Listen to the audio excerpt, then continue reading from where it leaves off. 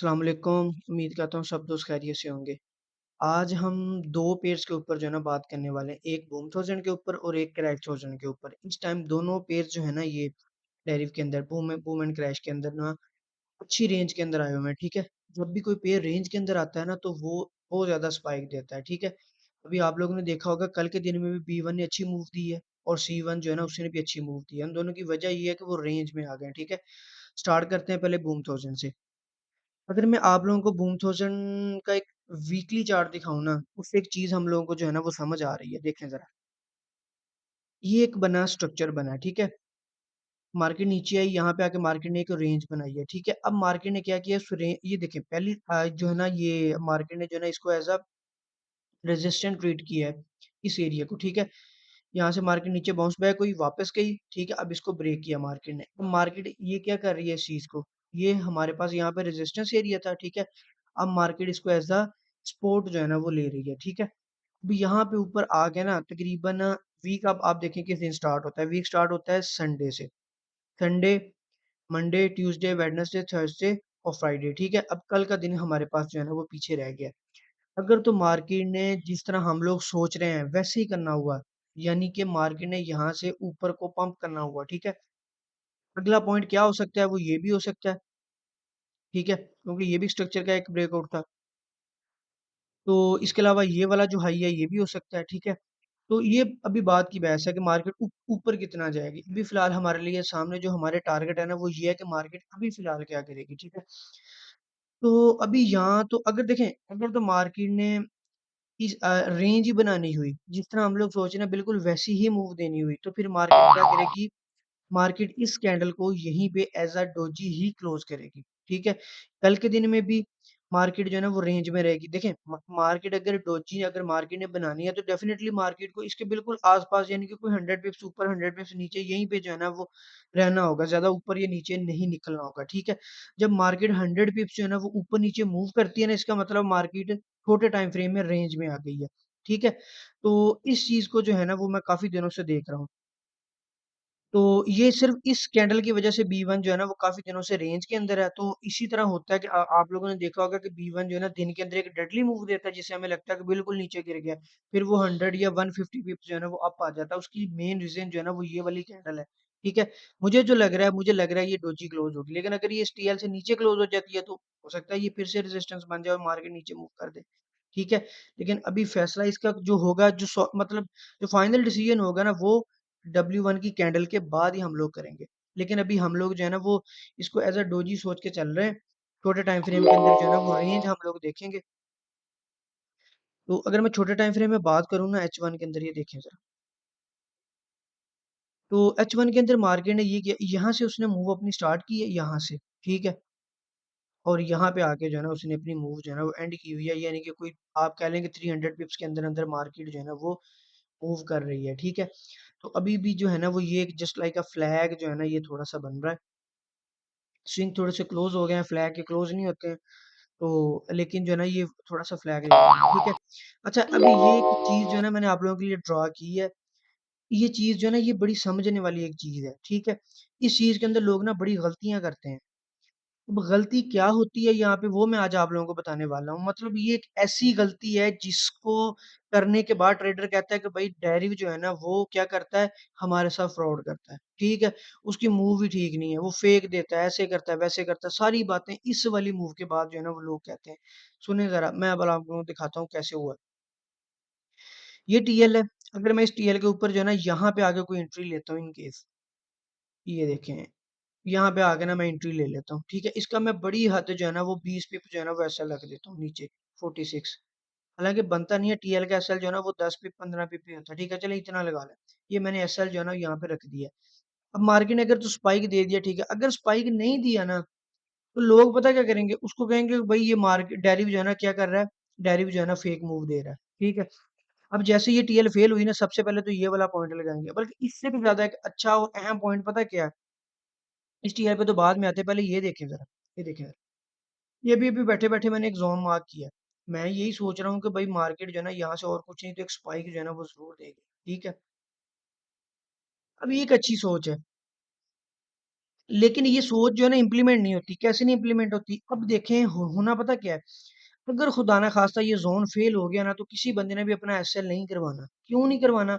हर बंदे ने कहना कि भाई अगर ये हो गया ना फेल, तो डेफिनेटली मार्केट यहाँ से स्पाइक देगी। बल्कि पहले उसने ये टीएल लगानी थोड़ा सा ऊपर करके, ठीक है, फिर अगली वो ये लगाएगा कि भाई ये एरिया जो है ना 5 का, यहाँ से तो स्पाइक आएगा ही आएगा। मार्केट इसको भी अगर फेल कर देगी, फिर वो कहेगा कि भाई अब जो है ना इस टीएल से तो आएगा ही आएगा। क्यों? मोस्टली लोग आरएसआई को देखते हैं, कहते हैं कि आरएसआई की वैल्यू जो है ना नीचे आ गया, मार्केट ने एक स्पाइक जो है ना वो देना ही देना, ठीक है।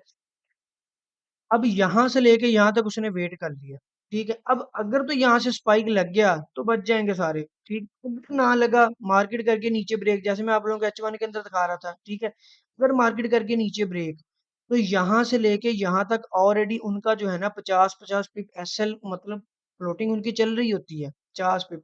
अब उनका दिल नहीं करता ट्रेडिंग क्लोज करने को, ठीक है, दिल नहीं करता ट्रेडिंग क्लोज करने को। अब जो है ना वो क्या करते हैं, वेट करने लग जाते हैं। किसका वेट करेंगे? ये वाला, अपनी मौत का समझ ले। ये वाली चीज जो है ना इसका वेट करेंगे, यानी कि वो मजीद 50 पिप वेट करेंगे, 100 पिप्स का गैप आ जाएगा, जो फिर जो है ना एक दिन के अंदर बड़ी मुश्किल से जो है ना पॉसिबल होता है। फिर वो उसको अगले दिन रिकवरी करने की कोशिश करेंगे, ठीक है। तो रिकवरी करने की कोशिश करेंगे और जो है ना अपने अकाउंट का बेड़ा गर्क कर लेंगे, ठीक है। फिर उसके बाद वो क्या कहेंगे कि डेरिव जो है ना वो स्पाइक देता ही नहीं है, ठीक है। ये ऐसे पॉइंट्स होते हैं जो बंदे को अटका लेते हैं ट्रेडिंग के अंदर, ठीक है। अब आप लोगों के सामने एक क्लियर पॉइंट है, ये एक सॉलिड पॉइंट है। मैं अगर आप लोगों की जगह हूं ना, देखें, अगर तो मेरी इक्विटी छोटी है, मैं इस पॉइंट को कभी भी नहीं टच करूंगा, ठीक है। मैं मार्केट का नीचे आने का वेट करूंगा यहाँ पे, क्योंकि देखें दो सूरतें हैं। जब मार्केट इतनी लॉन्ग रेंज के साथ नीचे आएगी ना, तो यहाँ वैसे स्पाइक के 90 जो है ना 5% चांसेस हो जाते हैं, ठीक है।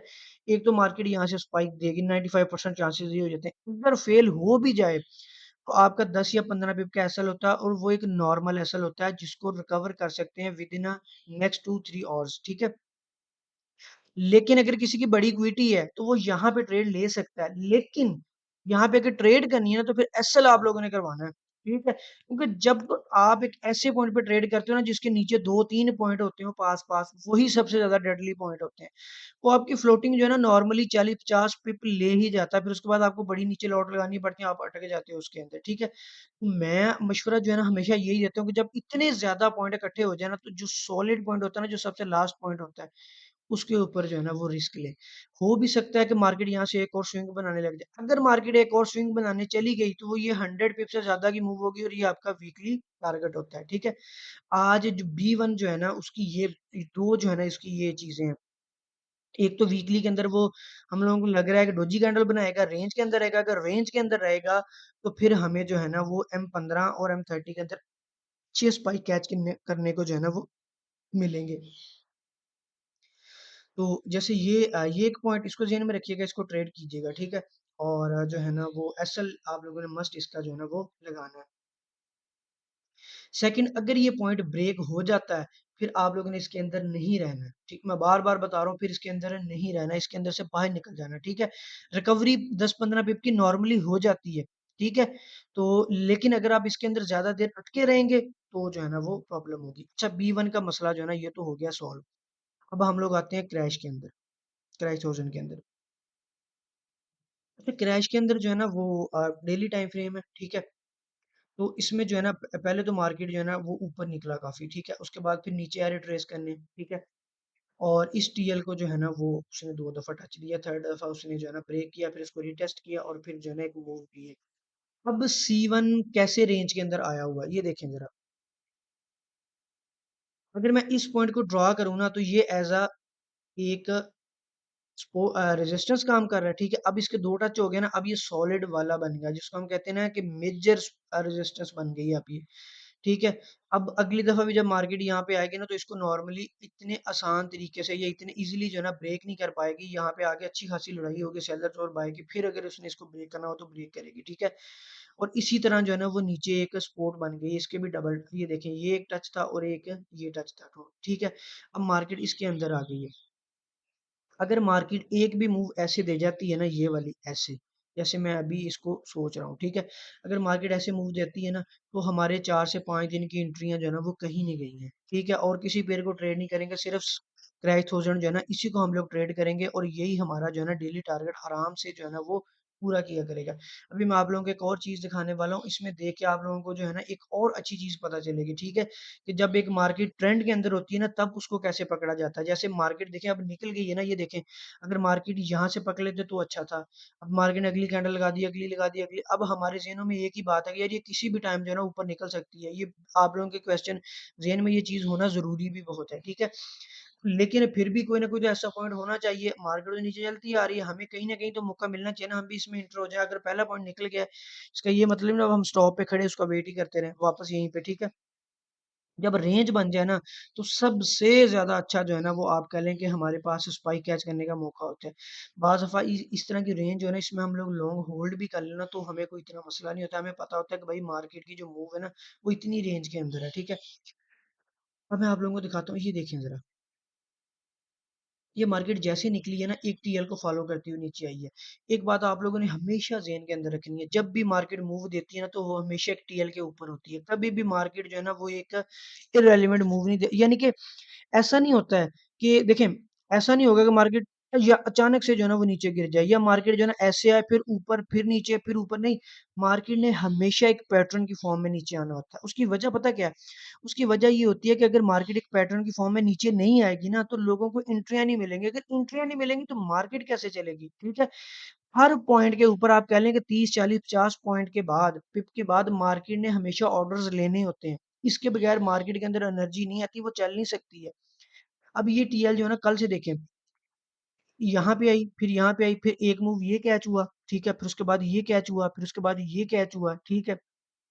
इसके अलावा भी, इससे भी छोटा टाइम फ्रेम जो है ना, उसके अंदर और मार्केट ने जो है ना वो एविडेंस दिए हैं, स्ट्रक्चर बेस्ड एविडेंस दिए हैं, ठीक है? जिनको मैं मोस्टली ट्रेड करता हूँ, मेरे फेवरेट होते हैं, ठीक है? तो मार्केट ने 2-3 वो वाले जो है ना वो एविडेंस भी दिए हैं, वो देखेंगे ज़रा।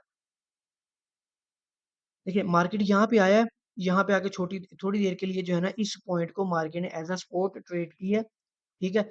और रेंज बनाई है, फिर इसको ब्रेक किया, फिर उसको रीटेस्ट किया और नीचे आ गई है, ठीक है? फिर यहाँ पे आके मार्केट ने क्या किया है, फिर वापस आई है, फिर रेंज बनाई है, फिर इस रेंज को रीटेस्ट किया है यहाँ पे, ठीक है? ये क्या बन गया? ये हमारे पास रेजिस्टेंस बन गई थी ये, ठीक है? मार्केट ने इस रेजिस्टेंस को टेस्ट किया, फिर नीचे आ गई।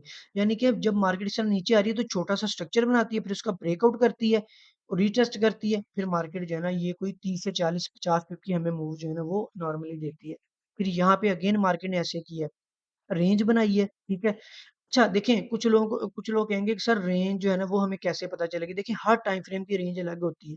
H1 M30 की करेंगे, वो रेंज बड़ी होगी, स्विंग वाली होगी, ठीक है? अब M15 है, इसकी आपको पता है इसकी रेंज कितनी की हो सकती है M15 के अंदर, ठीक है? तो यही कोई जो है ना वो ये इसके छोटे-छोटे स्विंग होते हैं, ठीक है? जितना बड़ा टाइम फ्रेम होता जाएगा, स्विंग उतने बड़े होते जाते हैं, ठीक है? जो टाइम फ्रेम छोटा होता है, उसके स्विंग भी जो है ना, वो उतने छोटे होते हैं, क्योंकि मार्केट ने जल्दी मूव करना होता है उसमें। तो ये पॉइंट गया, फिर मार्केट ने इसको ब्रेक किया, फिर रीटेस्ट किया, फिर नीचे आई, ठीक है? फिर यहाँ पे रेंज बनाने के बाद फिर इस पॉइंट को मार्केट ने जो है ना, इसको रेजिस्टेंस को जो मार्केट ने जो है ना वो टेस्ट किया और फिर नीचे आ गया। 1, 2, 3, 4, इसको चलें छोड़ दें। ये रेंज बन रही थी, ठीक है? ये 5, यानी कि 5 पॉइंट मार्केट ने कल में ऐसे दिए हैं, जिनकी हर एक की मूव जो है ना वो 40 से 50 पिप थी, ठीक है? अब देखें, अब अगर जब तक मार्केट टीएल से नीचे है ना, तो हम इसको नॉर्मली जो है ना आराम से, जिस तरह ये वाला पॉइंट आपके पास बन रहा है ये, ठीक है? ये बन रहा है ना आपके पास, अगर मार्केट यहाँ पे आएगी तो हम इसको यहाँ से सेल करेंगे, ठीक है?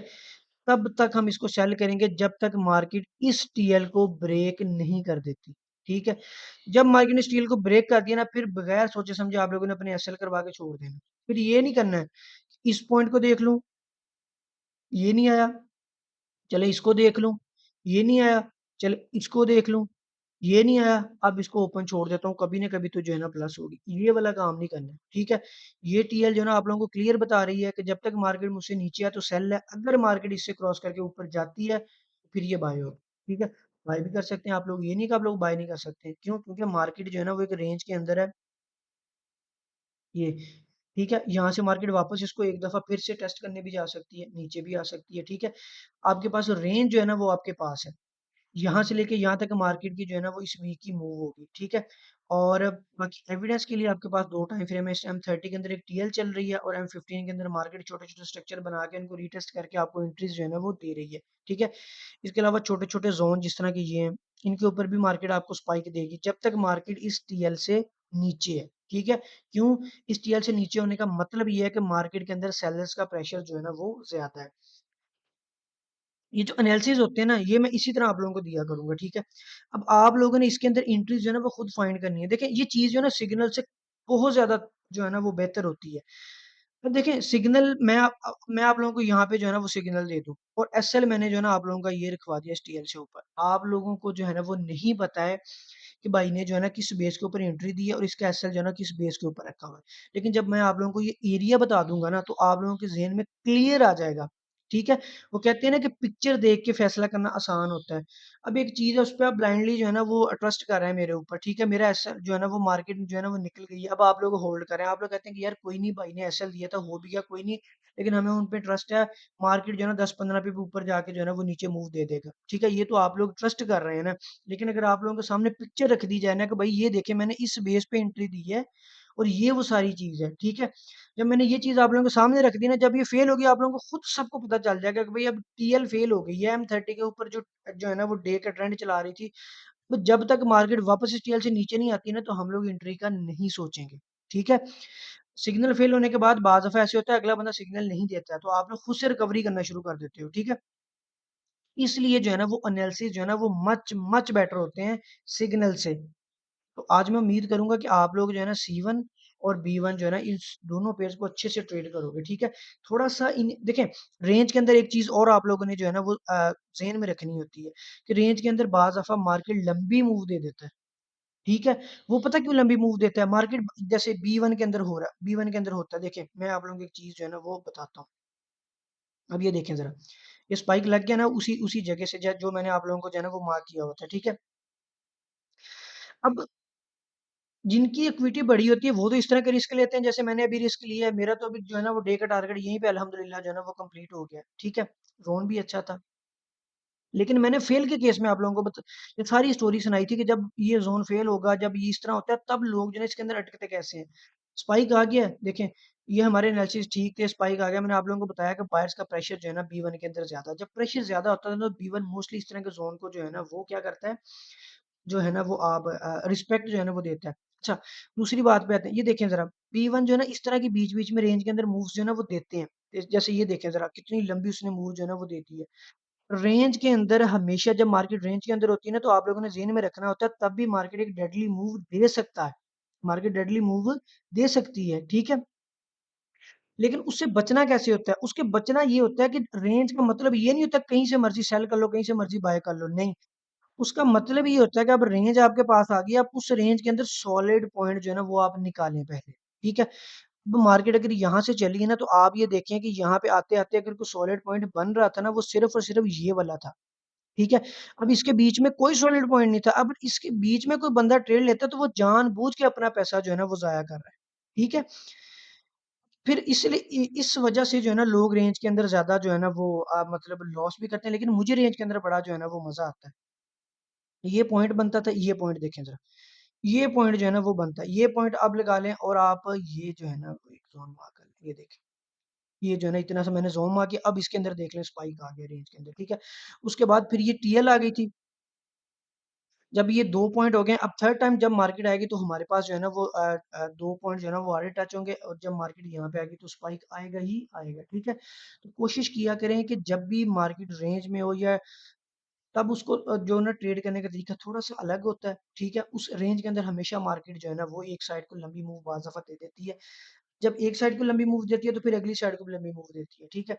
जब मार्केट ट्रेंड के अंदर होती है तो मार्केट ने क्या करना होता है, तो मार्केट जो है ना छोटे टाइम फ्रेम में छोटे-छोटे स्ट्रक्चर बनाएगी, ठीक है? और क्योंकि उसमें लोगों को लगता है कि मार्केट एक दफ़ा पॉइंट हाथ से निकल गई, अब जो है ना हमारे हाथ से नहीं आएगी, लेकिन ऐसा होता नहीं है। मार्केट जैसे मैंने आप लोगों को दिखाया है कि कोई ना कोई छोटा-छोटा जो है ना वो उसके अंदर स्ट्रक्चर बना के उसको ब्रेक करके जो है ना एंट्रियाँ देती रहती है, ठीक है? तो अब आप लोग जो है ना वो बेशक देखें, ना किया करें रियल लेकिन डेमो जो है ना उसके ऊपर ज़रूर प्रैक्टिस किया करें अपनी। ट्रेडिंग के अंदर लोगों को लगता है कि यार ये जो बंदा बोल रहा है ना ये बातें ज़्यादा कर रहा है, प्रैक्टिकली हमें कम जो है ना वो समझा जो है ना वो कम रहा है। मैं आप लोगों को एक बात बता दूँ, ट्रेडिंग के अंदर 90% जो है ना वो बातें होती हैं, 10% जो है ना वो आपका प्रैक्टिकल होता है। मतलब यानी कि लोग आते हैं वो कहते हैं कि भाई हमें सिंपली ये एरिया बता दो कि भाई ये एरिया यहाँ से मार्केट ने उठना है, बस बात खत्म है। नहीं, तो ये चीज़ जो है ना वो पार्शियली होती है, कुछ दिनों के लिए है, ठीक है। अब मैं जो है ना वो वीडियोस बनाना बंद कर दूं, आप लोगों का काम जो है ना वो बंद हो गया। लेकिन जो ये चीज़ होती है ना, जो मैं आप लोगों को चीज़ें समझाता हूँ, ये टोटली मेरा एक्सपीरियंस है जो मैं आप लोगों को बताता हूँ। ये मैंने थ्योरी नहीं कहीं से पढ़ी हुई है, मैंने किसी से सीखा नहीं हुआ, ये मैंने मार्केट से जो है ना चीज़ें खुद निकाली हुई हैं, ठीक है? तो इसलिए मैं जो है ना आप लोगों को ये एक-एक पॉइंट बताता हूँ कि यार यही गलतियाँ हैं जो आप में और मुझ में फ़र्क पैदा करती हैं। एक प्रॉफिटेबल जो ट्रेडर प्रॉफिट करता है उसमें, और जो एक लॉस में, उसमें सिर्फ़ ये चीज़ें जो है ना छोटी-छोटी जो है ना वो आप कह लें कि फ़र्क पैदा करती हैं, और कोई चीज़ें नहीं है। वीडियो लंबी हो रही है। आप लोग जो है ना वो कमेंट्स के अंदर कोई भी, अगर आप लोगों को कोई क्वेश्चन होता है तो कमेंट्स में मुझे पूछ लिया करें, फिर अगली वीडियो में मैं जो है ना वो क्वेश्चन आप लोगों का जो है ना वो क्लियर कर दिया करूँगा। Thank you.